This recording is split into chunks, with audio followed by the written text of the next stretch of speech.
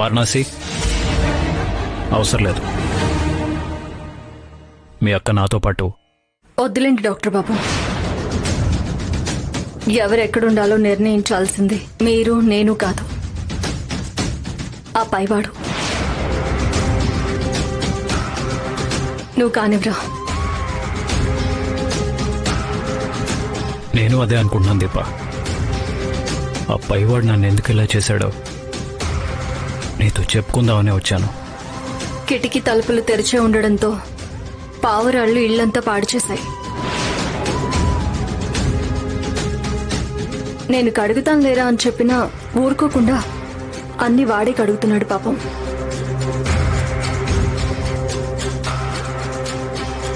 అసలు నీ మనసులో ఏముంది దీప? నన్ను నువ్వు అనుమానిస్తున్నావా? మొన్న దిండు చాప కూడా ఎలుకలు కొట్టేశాయి. ఇలా జరుగుతుందని నేను అసలు ఎక్స్పెక్ట్ చేయలేదు దీప. భోంచేశారా? మీ వాళ్ళకం చూస్తుంటే భోజనం చేసినట్టుగా లేరు. కొంచెం ఆగండి, వాడి క్లీనింగ్ చేయగానే వంట చేస్తాను.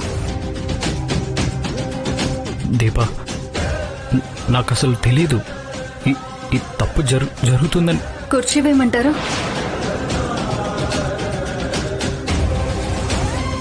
నీకు నేను అన్యాయం చేస్తానని, చేయగలనని కల్లో కూడా. కూరేం చేయమంటారు? పప్పుచారు చేసి అప్పడాలు వేయించమంటారా? నేను చెప్పేది కాస్త వినిపించుకో దీపా. పోనీ రెడీమేడ్ పిండి దొరుకుతుంది కదా, తెప్పించి దోశలు వేయమంటారా? అసలు ఆ రోజు మోనిత ఇంట్లో దోశల్లోకి కొబ్బరి చట్నీ చేయమంటారా?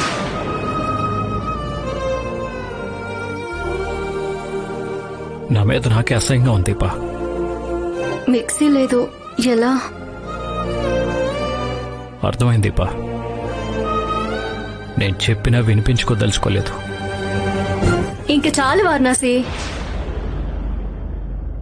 ఎంతసేపు కడుగుదాం? వదిలే. కొంచెం మంచినీళ్ళు కూడా పట్టుకురావాలి వారణాసి. నేను వెళ్ళొస్తాను దీపా. దీపా, ఈ ఇంట్లో అయినా ఆ ఇంట్లో అయినా మరింకెక్కడైనా భోజనం మాత్రం మానకండి. ఏమయ్యా, నువ్వెంత బాధపడినా జరిగిపోయిన దాన్ని సరిదిద్దలేం కదయ్యా. కానీ దీప జీవితాన్ని సరిదిద్దే మార్గం ఒకటుంది, చెప్తాను వినయ్యా. ఏమిటి అది? అల్లుడు తప్పు చేశాడని దీప తనతో తెగదెంపులు చేసుకోవాల్సిన అవసరం ఏమీ లేదు. ఆ మాటకొస్తే, నీ మొదటి పెళ్ళం చనిపోతే నువ్వు నన్ను రెండో పెళ్లి చేసుకున్నావు కదా, నేను కాపురం చేయటం లేదా? ఇది అంతేనయ్యా. కాకపోతే దీప ఉండగానే అల్లుడు మోనితకు కడుపు చేశాడు. ఇప్పుడు గొడవలకి పోయి కాపురాన్ని కాలదన్నుకోవడం కంటే అల్లుడితో కలిసి ఉండేలా రాజీ పడటం మంచిదయ్యా. అలా చేస్తే దాని జీవితం బాగుపడుతుంది, లేకపోతే అది జీవితాంతం బాధపడుతూనే ఉంటుంది. కొంచెం ఆలోచించయ్యా. బుద్ధి లేదురా నీకు? ఎంత క్లోజ్ ఫ్రెండ్ అయితే మాత్రం ఒక ఆడపిల్ల ఇంట్లో డ్రింక్ చేయడం ఏంట్రా? మందు కొడితే ఈ సంస్కారం ఏమైపోయింది? మమ్మీ ఎప్పుడు అంటూ ఉంటుంది స్టూపిడ్ అని. నిజంగానే నువ్వు స్టూపిడ్వి.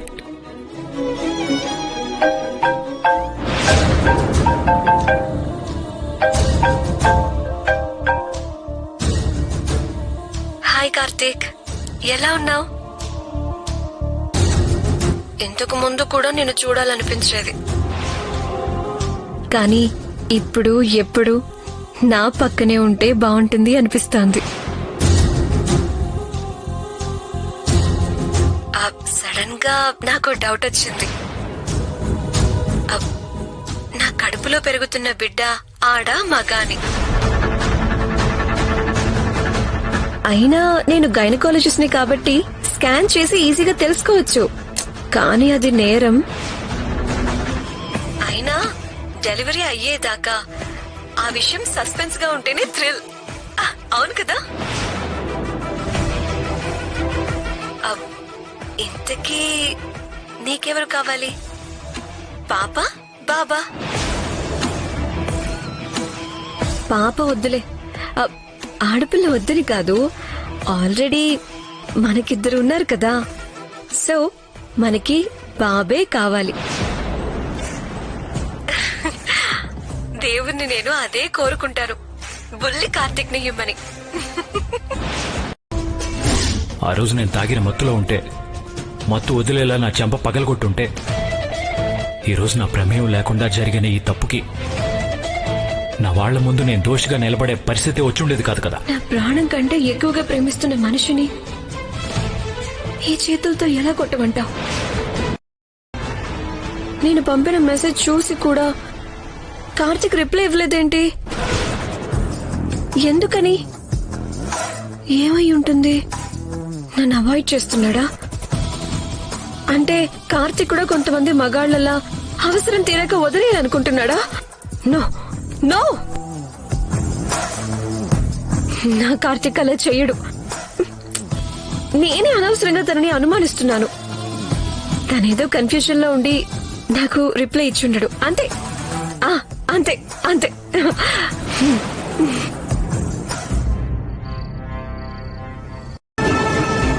అప్పటికింకా డాక్టర్ బాబుకి నా మీద అనుమానం పోలేదా? అందుకేనా మోనితకు దగ్గరైంది?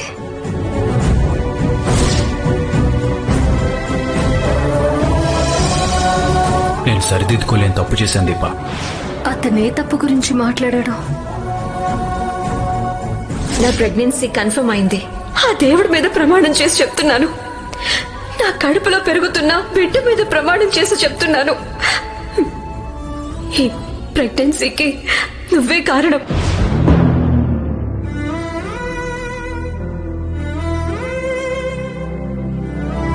అవును, పిల్లలొచ్చాక అమ్మేది అని అడిగితే ఏం చెప్తారు? మళ్ళీ వెళ్లిపోయిందని చెప్తారా? విషయం తెలియగానే వాళ్ళు నా దగ్గరకు వచ్చేస్తానని ఏడుస్తారు. మరి పంపిస్తారా? పంపను అన్నా వాళ్ళు ఆగరు, నా దగ్గరకు వచ్చేస్తారు. రాని ఉంటారు, నా దగ్గరే పెరుగుతారు. వాళ్ళకి ఏ లోటు రాకుండా పెంచుతాను. అమ్మా దీపా,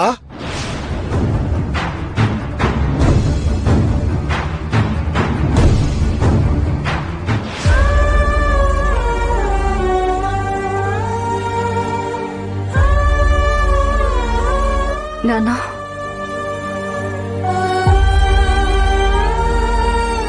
ఎవరూ రాలేదమ్మా, నేనొక్కడినే వచ్చాను. వంట చేసుకుంటున్నావా అమ్మా? అవును నాన్న. ఇక్కడున్నానని ఎలా తెలిసింది నాన్న? నిన్ను వెతుక్కుంటూ విజయనగరమే వచ్చాను, ఇక్కడికి రాలేనా? నా అన్నను కదమ్మా, జన్మనిచ్చిన వాణ్ణి, గొంతు కోసేవాణ్ణి కాదు. నా కంట తిరిగే వెచ్చని కన్నీళ్లు, పొయ్యి మీద మరిగే వేడిగా ఎసరు నీళ్లు. ఏంటి నాన్న కవిత్వం చెప్తున్నారు? ఏదో అనిపించిందమ్మా, అనేశాను. మీ పిన్ని వంట చేసి పంపించిందమ్మా. ఆయన చేసిన ఘనకార్యానికి అన్నం కూడా సహిస్తుందా? పచ్చి మంచినీళ్ళు కూడా తాగలేదు. నువ్వే తినడం లేదంటే దీప కూడా పస్తు పడుకునే ఉంటుందయ్యా. బలవంతంగా నాయనా ఒక ముద్ద తినిపించు అని మీ పిన్ని నన్ను నెట్టిందమ్మా. నువ్వు తినకుండా నాకు తెచ్చావా నాన్న? నువ్వు తిన్నావో లేదో అన్న ఆలోచనలో నాకు ముద్దెలా దిగుతుందమ్మా. రా నాన్న, భోంచేద్దాం. రాజీ పడటం మంచిదయ్యా. ఆవేశంలో దీపనీసారి అతనితో శాశ్వతంగా తెగతెంపులు చేసుకోమని చెప్దామని వచ్చాను. కాని ఇలా మళ్లీ ఒంటరిగా బతుకుతున్న దీపను చూశాక భాగ్యం చెప్పిందే కరెక్ట్ అనిపిస్తోంది. మీ అత్తగారి సపోర్ట్ నీకెలాగో ఉంటుంది కదమ్మా. అందుకని అతనితో రాజీపడి సర్దుకుపోమ్మా అని చెబితే దీప వింటుందా?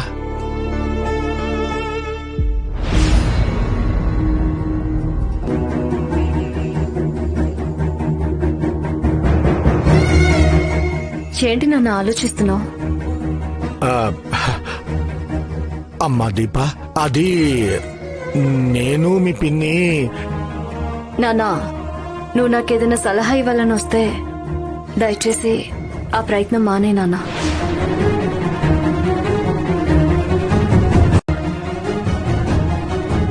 నన్ను చూడాలనిపించినప్పుడు చూసి వెళ్ళిపో. అది కాదమ్మా. పెరిగేనా? మీకు బీపీ ఉందిగా, అలాగే తిను. దీని మనసులో ఏముందో అర్థం కావట్లేదు. పైకి ప్రశాంతంగా కనిపిస్తుంది, కానీ లోపల ఆలోచనలు వేల వేల మైళ్ల వేగంతో పరిగెడుతున్నాయని అర్థమవుతోంది.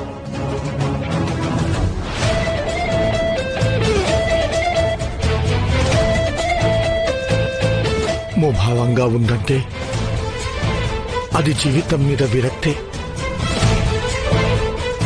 జీవితంలో అన్నిటినీ కాచి వడపోసిన అనుభవం మీద వచ్చిన వైరాగ్యమే. అరే, మేం సడన్ సర్ప్రైజ్ గా వస్తే ఎవరి మొహంలోనూ ఒక సరదా హ్యాపీ లేదేంటి? వీళ్ళెందుకు వచ్చారు అన్నట్టు చూస్తున్నారు. ఏ, మేం రావడం మీకు నచ్చలేదా? అదేం లేదే, మీరు చెప్పా పెట్టకుండా హడావిడిగా వచ్చేసరికి అంత షాక్ అవ్వాలా? ఏంటి డాడీ డల్ గా ఉన్నావు?